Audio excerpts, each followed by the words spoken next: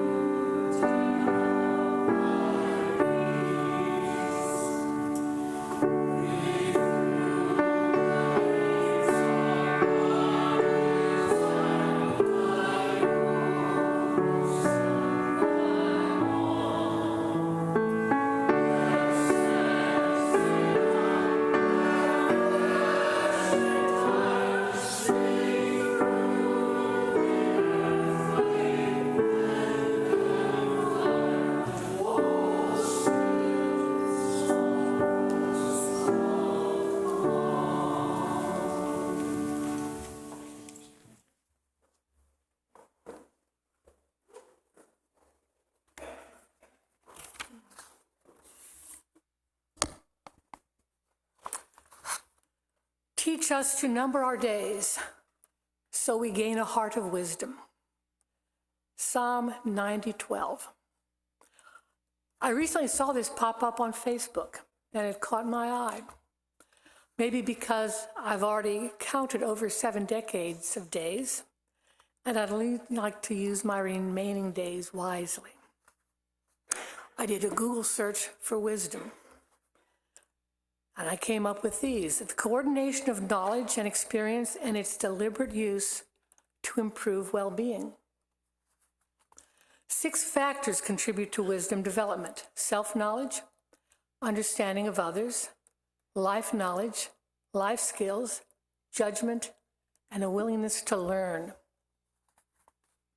Knowledge and wisdom are closely tied together in Proverbs.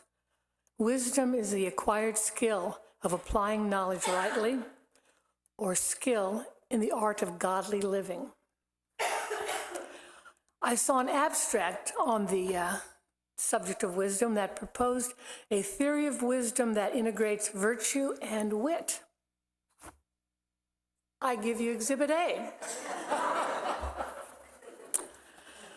I'd like to propose that wisdom also includes a journey from the simplistic through complexity to simplicity, to what is basic and essential. In many areas of life, we remain on a simplistic level. For me, my cell phone, my computer, my printer. Most of us don't need to go beyond the simplistic when it comes to physics. I majored in science in college, and while I concentrated mostly on chemistry and biology, I also dipped a little bit into the complexity of physics. I recall seeing a proof of Einstein's most famous formula in my physics book.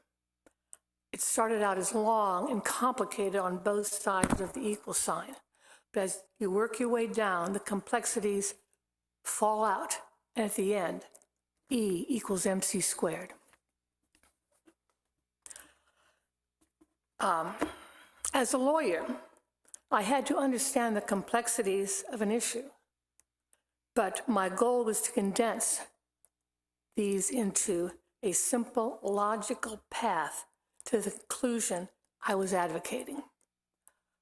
Good writing makes the reader feel smart. For most of us, everything, including our spiritual adventure, starts out with simplistic, as simplistic because, after all, we're kids. We start out with simple Bible stories, prayers, and songs. And Mark and Cindy, you'll know this, if you attend a Missouri Synod Lutheran school, that ramps up to daily Bible study and memory work. It culminates with confirmation, in which the confirmands publicly demonstrate their mastery of Luther's small catechism. For me, I further dived into the complexities at a Lutheran teachers' college, where we all took languages in Old Testament, New Testament, doctrine, church history, and the Lutheran liturgy. Last week, Phil talked about the importance of asking questions. That is how we learn and grow. When you ask questions and then listen, you will change. From about the age of 7, I've been one to question the complexities of theologies that were presented to me. Eventually, these complexities were not satisfying. Not all the parts seemed to fit together. For one thing, some parts seemed unsupported by anything I found in the Bible. Some parts were not logical or edifying, and some were just terrifying, like a place of eternal suffering for most of humanity. Paraphrasing the author Lin Yutang, if God loves me half as much as my own mother does, he would never send me to hell no matter what I did. Nevertheless, I think the journey through these complexities is useful and maybe necessary to break through to simplicity, to what is basic and essential. In my other church, St. Andrew's Lutheran in Speedway, this was done in coming up with a mission statement. Guided by the Spirit, we share the love of Jesus and walk with our community. And this is indeed what the church tries to do. Our church has a closed closet. A group of us make sleeping mats for homeless veterans. We have a laundry ministry. We partner with Wheeler Elementary to help the students there. We had a Bible study group for adults with mental disabilities. We still say the Nicene Creed every Sunday because it's a Lutheran church. But I think the statement, their mission statement, better describes the essentials of St. Andrew's ministry. I love the simple Quaker acronym, SPICES: simplicity, peace, integrity, community, equality, and stewardship. A while back, I decided to formulate my own personal creed, trying to shed the chaff of unnecessary complexity to reach an essential kernel of what is true for me. This is what I came up with. Open to transcendent goodness, reflecting it in my life. Now, I believe another aspect of wisdom is humility. I must admit, I was pretty proud of myself when I came up with my creed. But some people I've shared it with have been somewhat underwhelmed. After all, it's what is essential to me. When I offer it to anyone, when I offer anything to anyone now, I do it with the humility of knowing people may not be interested or ready to receive it, be it words of wisdom or my mom's old china. Therefore, I offer my little creed to you humbly, realizing that each of us must find our own way from the simplistic through complexity to simplicity. I wish all of you well on this adventure. I ask if there are any announcements first on Zoom.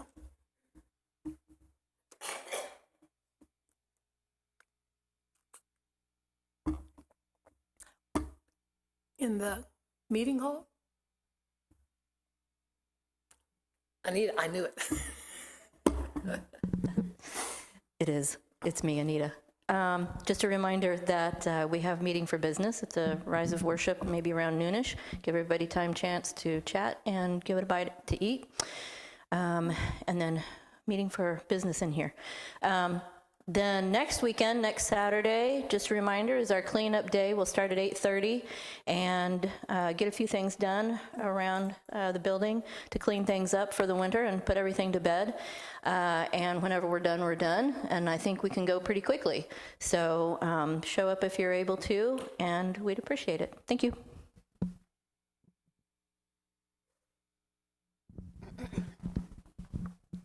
Good morning, I'm Becky Horton from Outreach, and I'm giving you your weekly update on the Kunut Food Drive that we're conducting.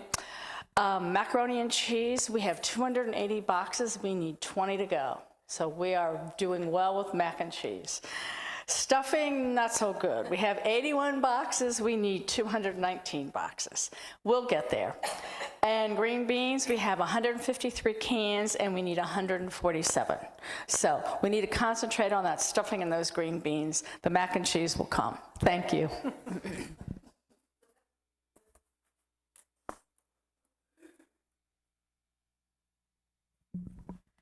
Ann Taryn from Ministry and Council, although this is not a Ministry and Council announcement, for my annual October haunting of reminders for sign-up sheets out in the hall for the books and brunch, particularly the brunch specifically. There's a few cans of fruit and things that have drifted in already. Yay, thank you. But there's an awful lot of blanks, and if people don't sign up for stuff, they're going to be sending a lot of people away hungry. So we need you to go out there and look and see what you can do. If you have any questions, why ask me or Sue? We're both working on it. It's coming. It's coming. Oh God, we are grateful today for the beauty around us. The opportunity to be wowed by your creative hand and work. We are grateful this morning, oh God, for our friendships and our families. especially the youth among us, our grandchildren and our great-grandchildren who give us hope for the future, who face life with such optimism and humor and good faith. Oh God, let us learn from them. Oh God, wherever we have failed to care for and protect our children, please forgive us. Place in our hearts a passion, not just for the well-being of those near to us, but also those far away, whose suffering is not always visible. We remember today the children of Gaza and the children of Israel, who must live with the consequences of their elders' failure to find peace.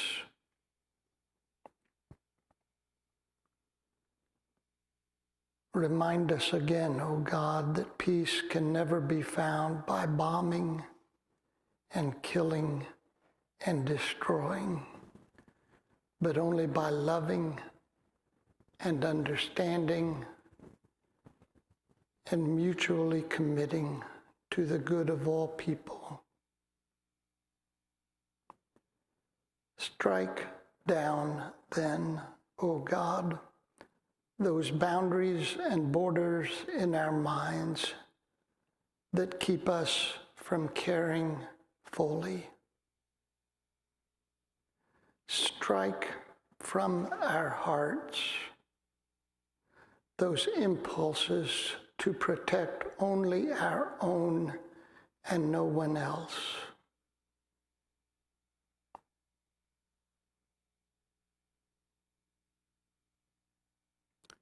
We ask this prayer in the name of your Son, Jesus, who lived such an extravagant life, such a welcoming and gracious life.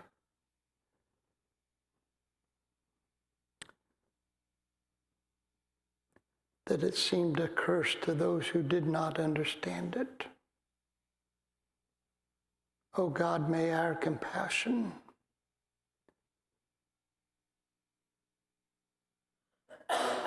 also be so radical that those who do not understand feel as if we too are a danger.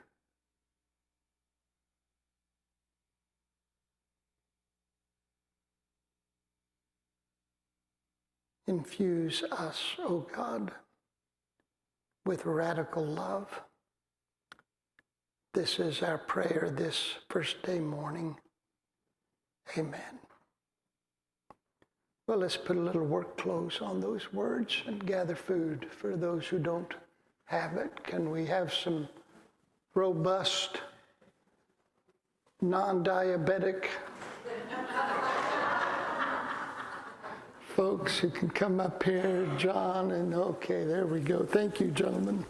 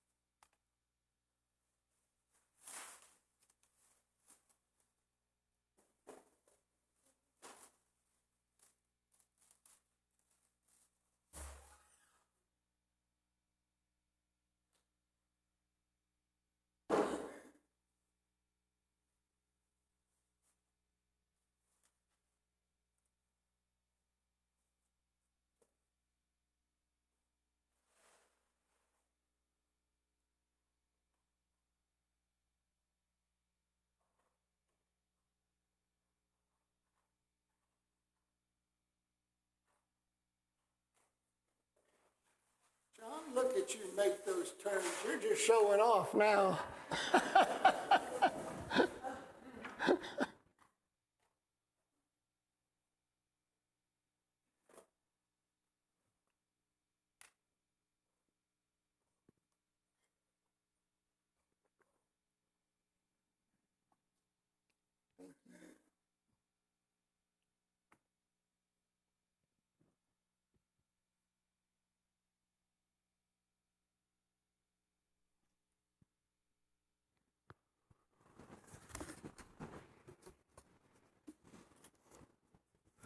Well, you given Chenoweth men always seem to do the simple but vital duties in a congregation.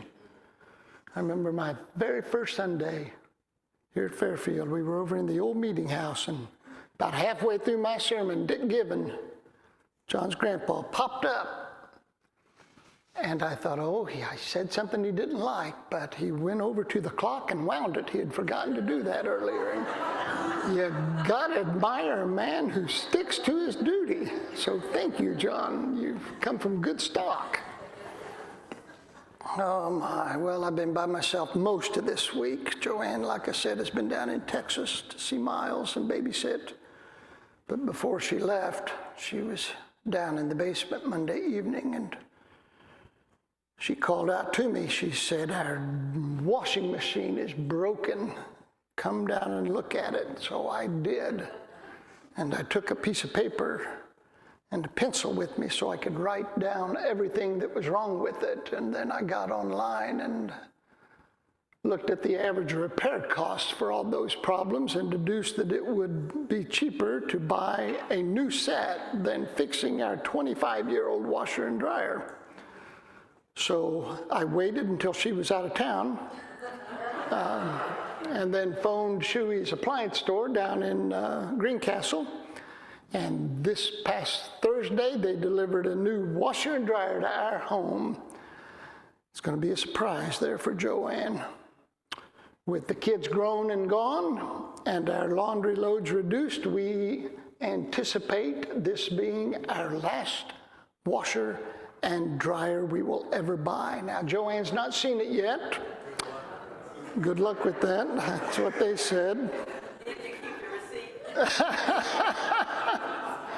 I've already done a load of laundry. I wanted to surprise her. I did her laundry, cleaned up. Probably ran the dryer a bit too long. Dried some pants a bit too long. But other than that, everything turned out great. Picking her up at the airport tonight, as I said, at 11:30, because Joanne likes to save money by picking the most inconvenient flights operated by obscure airlines on the verge of bankruptcy. Airlines that allow passengers to bring aboard their livestock, whose pilots double as mechanics and ticket takers. That's the airplane Joanne wants. So I was there by myself when our washer and dryer was delivered, and I have to say that having a new appliance delivered to your home is one of the sweetest moments in a homeowner's life. I wish Joanne had been there to share that moment with me. Nothing says I've arrived more than paying cash for a new appliance. When we were first married, we had to buy our appliances on time. We bought everything on payment plans, appliances, cars, even our 2 children, whose delivery bills we paid off just as they were moving out. I wanted a 3rd child, but Joanne said not while we still owed on the 2 we had. Well, you'll remember Paul's letter to the church in Philippi when he famously said, I have learned in whatsoever state I am to be content. I have been without, and I have been well off. Now, here at Fairfield, you can count on learning the very latest in biblical research, and scholarship. So I should point out that scholars recently discovered a new addition to that letter where Paul said, I have been without and I have been well off, and well off is easier. Which is certainly true. Access to sufficient resources does make life easier. We've been talking about the do's and don'ts in times of change. So far, we've said that during times of significant change, we should heed the angel on one shoulder and not the devil on the other. Last week, we thought about the power and importance of questions, how questions open doors while answers often close them. We know that one of the greatest drivers of social change is economic disparity, when wealth is concentrated in the hands of a relative few, leaving the many to go without.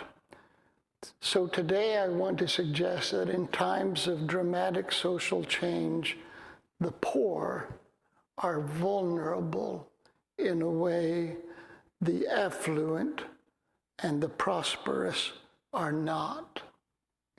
Affluence, even modest affluence, protects us from the unpredictable difficulties that arise in life. For some folks, replacing an appliance is a simple matter of making a phone call. For the less fortunate, it is a source of great anxiety, the proverbial straw that breaks the camel's back, which means the difference between paying for medicine or not, of going hungry or not, of seeing a doctor or not, of clothing your children or not. This is why, during times of significant social change, when the winds of change have swept so many asunder, we, you and I, must be acutely aware of how others might be left behind, mindful that what are minor inconveniences for us might well be catastrophic for others. When I was fresh out of high school, still living at home, I bought my first car. It was 1979, and I bought a used 1974 Volkswagen Beetle that came with a 30-day warranty. On the 31st day, the engine blew. I was towed to a Volkswagen repair shop where I was told it would cost $700 to repair. I had just spent all my money on that car. I didn't have $700. My parents weren't inclined to loan it to me or were unable to. They didn't say. But for a month, I rode my bicycle from Danville to Plainfield to work every day until I earned the money to fix it. What I remember most about that event is the hopelessness I felt. Affluence protects us from difficulty. Poverty exposes us to it. A friend of mine has the best definition of government I've ever heard. Government, he said, is those who can helping those who can't. Government is helping those who can, is those who can helping those who can't. It is too often the case that in times of significant change, governments absolve themselves from their duty to care. Politicians pit one group against another, the rich against the poor, the white against the black, the native born against the immigrant, the Jew against the Palestinian, the capitalist against the socialist. We are warned about the scarcity of resources, urged to look out for our own kind, to pull back the helping hand, to turn down, to turn from, and finally to turn away. Friends, reject with all your heart the mean impulses of those people who've never stooped to lift another's burden. Reject with all your heart the anger of those people so blinded by privilege they cannot see or sense the hopelessness of the poor. Isn't it ironic that even as affluence in some ways softens us, it simultaneously hardens us? I know a man who inherited a bunch of money, so he travels a lot, and he's always bragging about how travel has broadened his life. If you're around him 5 minutes, he begins to talk about how travel has just broadened his life, and that can certainly happen. But in his case, just the opposite has happened. Affluence has shrunk his life, has narrowed his concerns, has limited his compassion, has built barriers around his heart. In times of change, look out for the weak. As Quakers, the first thing we do when we've arrived is reach out to others to bring them along, to help them arrive alongside us. Embrace with all your heart, soul, mind, and strength our sacred and joyful duty to enfold within our lives those battered by the hard winds of life. This means we pick our heroes carefully. We pick our heroes carefully, but especially so in times of great change. Pick those like the Good Samaritan who stopped to help a broken, beaten man when no one else would. Pick those like Joseph of Arimathea, a rich and powerful man who, learning of Jesus' death, took charge of his body and laid him to rest in his own tomb. Pick those like Ruth, not content to offer only her thoughts and prayers, but went to a grieving Naomi and stayed by her side. Pick your heroes carefully. Pick your heroes carefully. Paula mentioned Einstein in her centering thought. In 1933, alarmed by the rise of anti-Semitism in his native Germany, after his summer apartment and Berlin apartment were raided by the German government, Albert Einstein fled Germany to come to America, where he began teaching at Princeton University.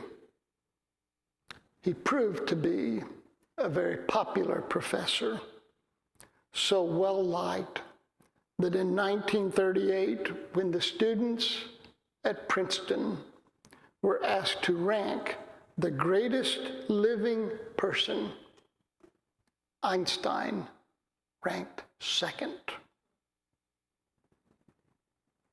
First place went to Adolf Hitler.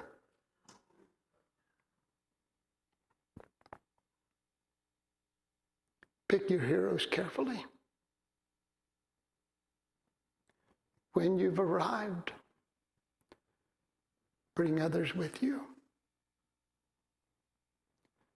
Use your power bless, not curse,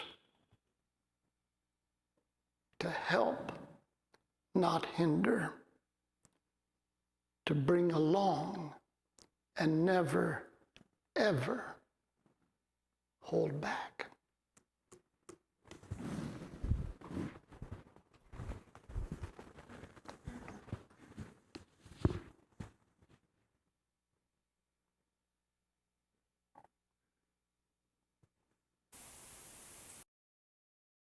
I have a confession that I would like to make. Can everybody hear me? Is now a good time to say I worked for the government, or I was retired? I'm now retired from working for the government. When I hear the word government, I think of collective, we the people. So when I hear the evils of the government, that's the collective, that's all of us. It's, to me, a matter of recognizing that there is good people working in among the collective that are accomplishing positive things.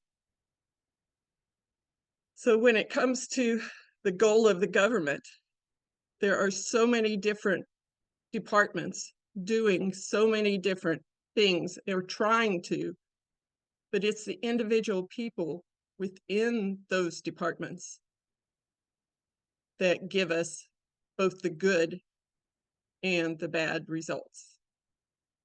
It always is in the details.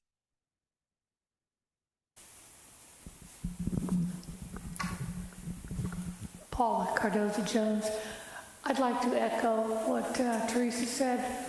I spent most of my working life working for the government, either state or federal, and I met so many really wonderful public servants. They far outnumber the people that we would label as bad.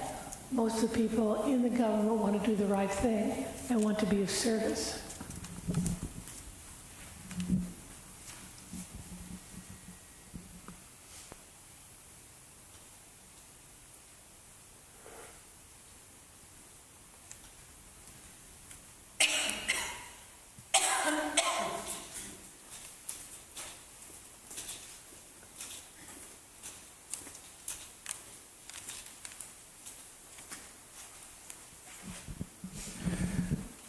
My name is Gamonde Johnny.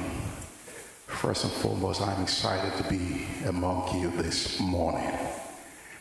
The last words you just said, Pastor, that when you arrive, remember to bring others along. I think that's why I'm here this morning. So I'm from Liberia, like I said, a country that went through 15 years of unbroken civil war, and during which God saved my life, and I was able to come over to the U.S. And ever since, I have not turned my back from my people back home in supporting and a lot of charitable work that we have done over the years. But of what reason I have been feeling almost like tired, just keep doing this. So the word this morning has just reawakened my spirit that as you arrive, bring others along with you. And I'm overwhelmed to just be here this morning that that word has just touched my heart again, and knowing where I come from, that I will not be weary in what I do and continue to do for people. Thank you.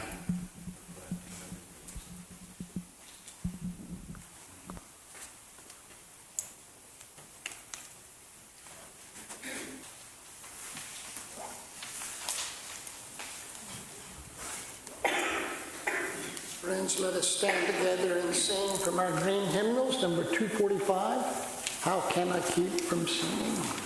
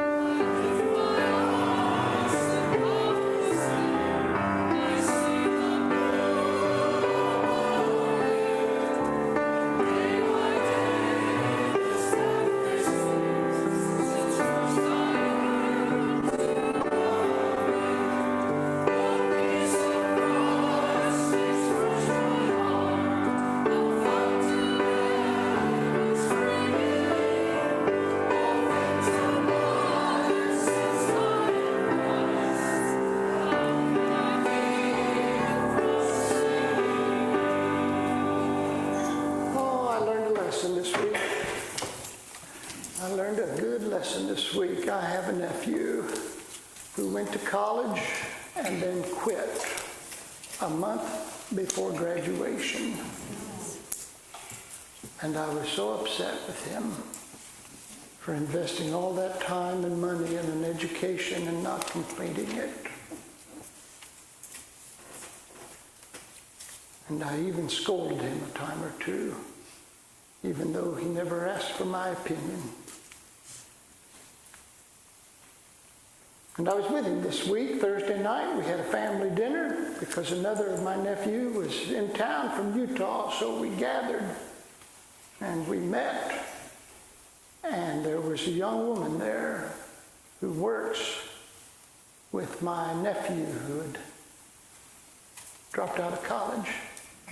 They work together at the Mayor's Helpline. I think there are maybe 6 people there who sit in a room together and answer phone calls from people who call all over from Marion County for the mayor to solve their problems. And I asked her, what's it like to work with Brendan? And she just smiled. She said, Brendan is a wonder. She said, we get phone calls many a day from people who are lonely and want someone to talk to. They don't have any problems. They want us to fix and ask us to fix absolutely nothing. They just want to talk to a human being. She said, and we send those calls over to your nephew. And that's all he does all day, is just talk with people who don't have anybody else to talk with. She said he's wonderful at it. Said we send them over to him because the rest of us hate those calls. So we send them to Brendan, and he loves those calls, and he does it every day.